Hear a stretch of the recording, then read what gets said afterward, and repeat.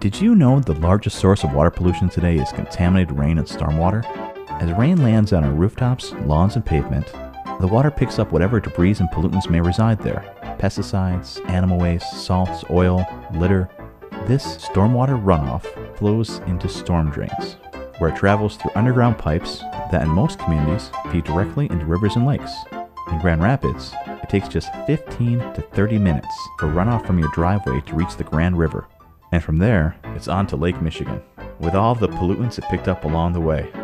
But it doesn't have to be this way.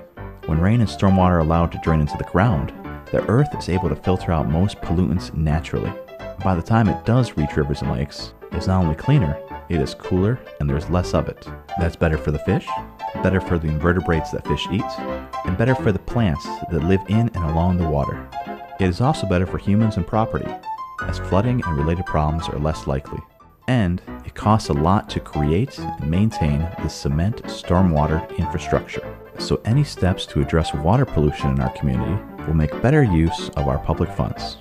The key to cleaner and healthier water and more sustainable communities is to capture rain where it falls by helping it drain into the ground as nature intended.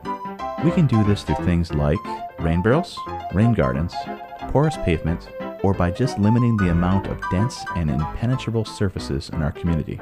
More green space, less asphalt and pavement.